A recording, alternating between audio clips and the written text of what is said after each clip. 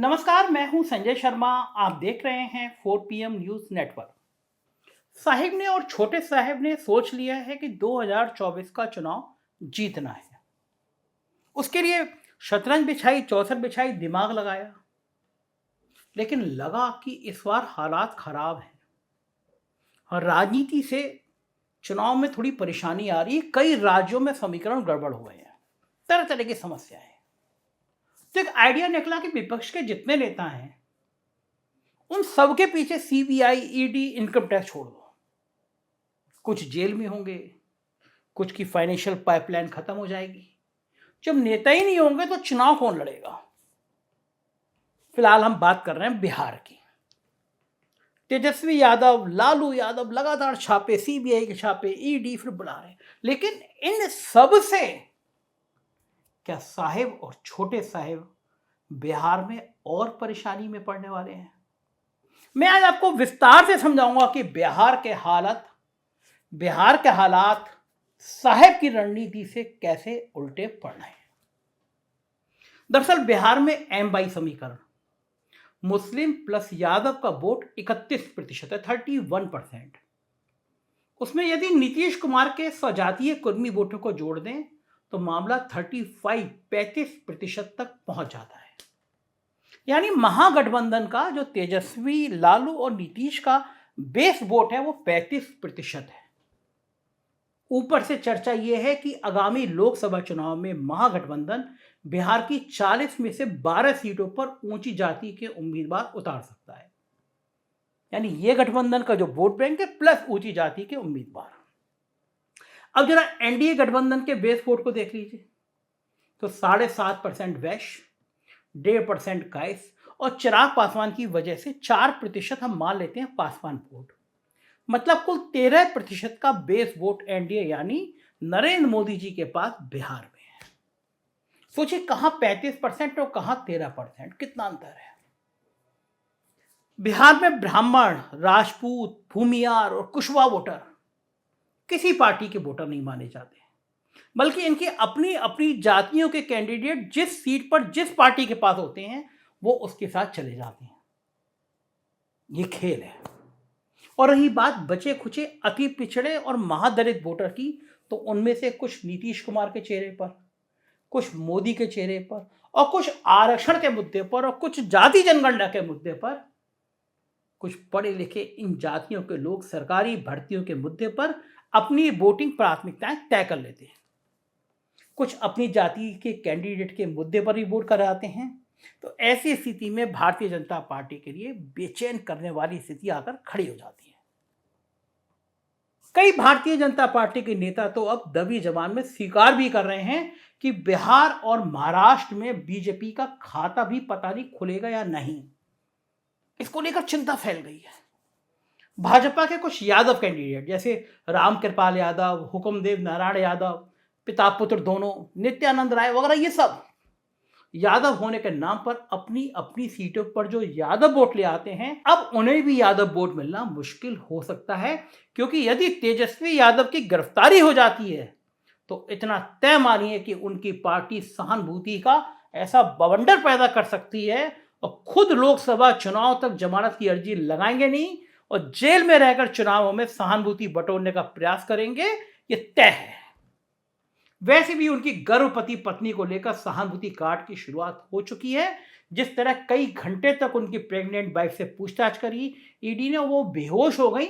ये बात बिहार के स्वाभिमान के अंदर बहुत ज्यादा चर्चा का विषय बन चुकी है। यानी जो सीबीआई और ईडी लालू यादव के परिवार के बहाने नीतीश कुमार और लालू यादव का गठबंधन तोड़वाने की उम्मीद पाले बैठी थी, उसे कल मीडिया के सामने नीतीश कुमार का मुस्कुराता हुआ चेहरा देखकर बहुत कुछ समझ में आ गया होगा। गठबंधन बदलने की बात भी चल रही है सर। कहाँ गठबंधन बदल? नहीं ना सर। अरे हम नहीं हैं, कमलेश है। दरअसल भाजपा की दिक्कत ही यही है कि नीतीश कुमार के खिलाफ सीबीआई और ईडी तो भेजी नहीं जा सकती, है ही नहीं कोई मामला, क्योंकि उनकी छवि निहायत ईमानदार नेता की रही है। फिर किया क्या जाए? तो रणनीति यह बनाई गई कि तेजस्वी यादव पर दबाव बनाया जाए कि वो नीतीश बाबू का साथ छोड़ दे और खुद की सरकार बना ले और भाजपा विधानसभा से वॉकआउट करके तेजस्वी यादव की सरकार का बहुमत साबित करा देगी। लेकिन तेजस्वी यादव इस खेल को बखूबी समझते हैं और उन्हें लगता है कि यदि वे खुद मुख्यमंत्री बन जाएं तो भाजपा बिहार में यूपी की तरह मुस्लिम यादव वर्सेस ऑल का माहौल बनाकर पहले लोकसभा चुनाव में और उसके बाद विधानसभा चुनाव में बुरी तरह मसल देगी। तेजस्वी को यह भी पता है कि जैसे ही नीतीश कुमार के हाथ से मुख्यमंत्री पद छूटा वैसे ही नीतीश का वोट बैंक कुर्मी और अति पिछड़ा महादलित ये सब भी हिंदुत्व के नाम पर भाजपा के साथ जा सकता है। जैसे यूपी में मायावती का vote bank Bharatiya Janata party के साथ जाकर लाभार्थी वोट बैंक बन गया। लिहाजा लोकसभा चुनाव तक तेजस्वी किसी भी कीमत पर नीतीश कुमार को हटाने की सोच भी नहीं सकते और यदि नीतीश कुमार मुख्यमंत्री की कुर्सी पर तक लोकसभा चुनाव तक टिके रहे तो फिर तय मानिए कि बिहार में भारतीय जनता पार्टी को खाता खोलने में भी मुश्किल आ सकती है। और यदि नीतीश बाबू मुख्यमंत्री बने रहे तो बिहार में जाति जनगणना भी पूरी हो जाएगी और उसके बाद पूरे देश में जाति जनगणना की जो आग लगेगी उस आग में पूरे का पूरा चुनावी हिंदुत्व झुलस जाएगा। ये बातें बीजेपी और आरएसएस दोनों को अच्छी तरह पता है। विश्वनाथ प्रताप सिंह ने तो मंडल के नाम पर अगड़ा और पिछड़ा यानी सिर्फ 2 भागों में बांटा था तो उसे संभालते संभालते साधारण बहुमत से दिल्ली तक पहुंचने में भाजपा को 24 साल लग गए। लेकिन यदि जाति जनगणना ने हिंदुत्व को पूरे देश में 3,500 भागों में बांट दिया तो क्या होगा, इसका अंदाजा भाजपा को हमसे और आपसे कहीं ज्यादा है। और यही वो वजह है जिससे साहब और उनके नागपुर वाले साहब की नींद उड़ी हुई है। नागपुर वाले साहब तो कभी कभी पंडितों का नाम शनाप कह दे रहे हैं, भागवत जी, कभी हिंदू धर्म ग्रंथों को बुरा भला कह रहे हैं। जाति जनगणना के डर ने उन्हें मस्जिद जाने पर भी मजबूर कर दिया है।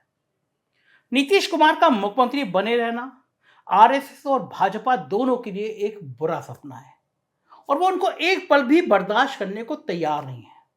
लेकिन नीतीश कुमार को तब तक कोई गद्दी से नहीं हटा सकता जब तक लालू यादव चाह नहीं लेते हैं और इसी वजह से लालू यादव के परिवार की हर तरफ से घेराबंदी हो रही है। बिहार में लालू परिवार एक बार फिर सीबीआई और ईडी के निशाने पर है। पिछले कई दिनों से सीबीआई और ईडी उनकी बेटियों, उनके रिश्तेदारों, उनके बेटे तेजस्वी यादव, उनकी पार्टी के कई नेताओं से पूछताछ करने में लगी है। चर्चा तो ये तक हो रही है कि तेजस्वी यादव को गिरफ्तार भी किया जा सकता है। मामला दरअसल तब का है जब लालू यादव रेल मंत्री हुआ करते थे। बताइए कब का, यानी 2004 से 2009 के बीच का। इस बीच के 2 मामले हैं जिस पर जांच भी हुई, फाइनल क्लोज भी कर दी गई फाइलें, लेकिन मोदी सरकार आने के बाद 2 मामले फिर खोल दिए गए और एक मामला लैंड फॉर जॉब यानी रेलवे में नौकरी देने के बदले कथित तौर पर जमीन लेने का है।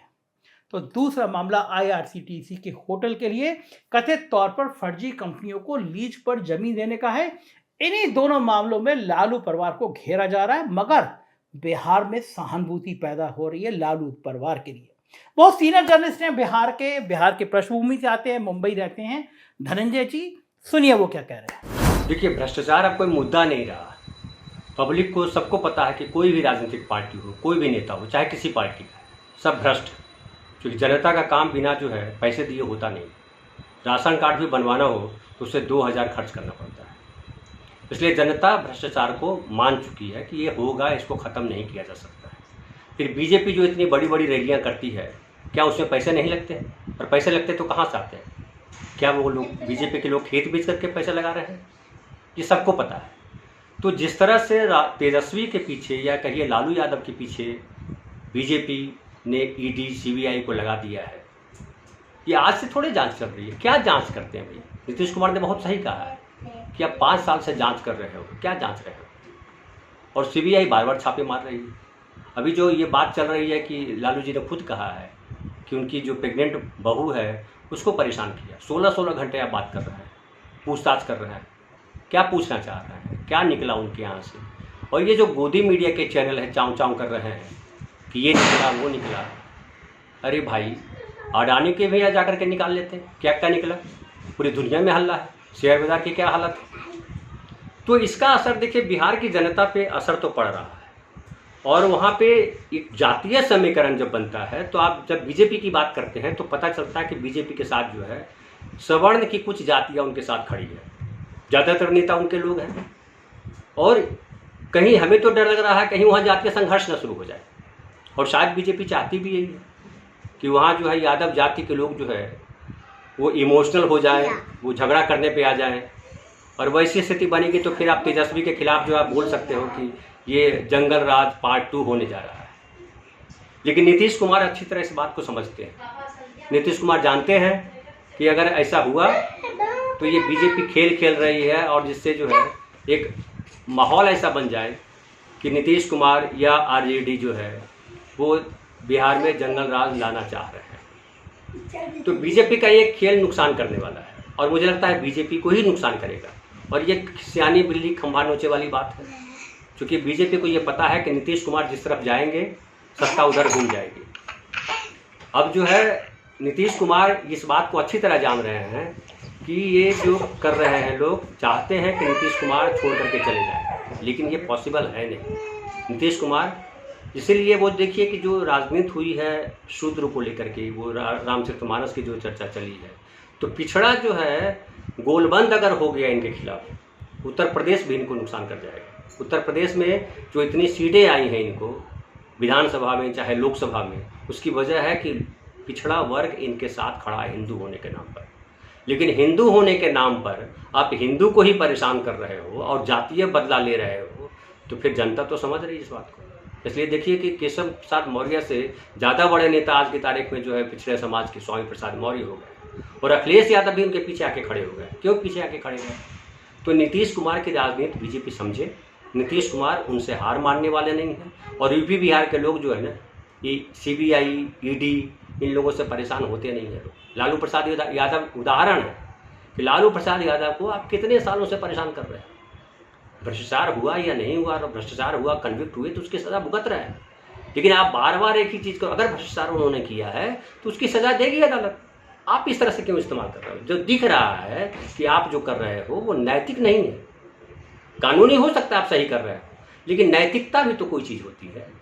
आप जिसको जो आपके साथ मिल जाता है वो आप पार्टी में चला जाता है, वो एकदम संत आदमी हो जाता है, उसके खिलाफ कोई जांच नहीं होती।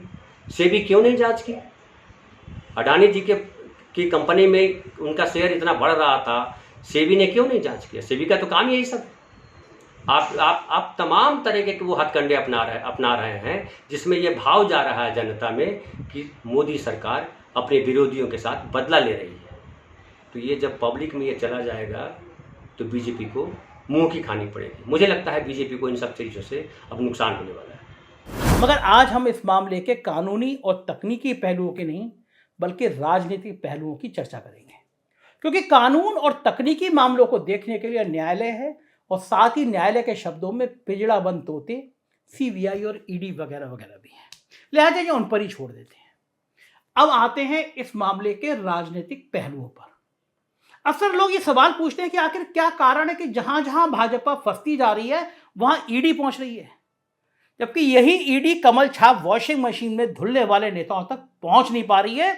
महाराष्ट्र में महाविकास अघाड़ी भाजपा कोई नहीं बल्कि अब तो वहां के लोग ईडी के अधिकारियों को भी दौड़ा दे रहे हैं। ये वीडियो देखिए।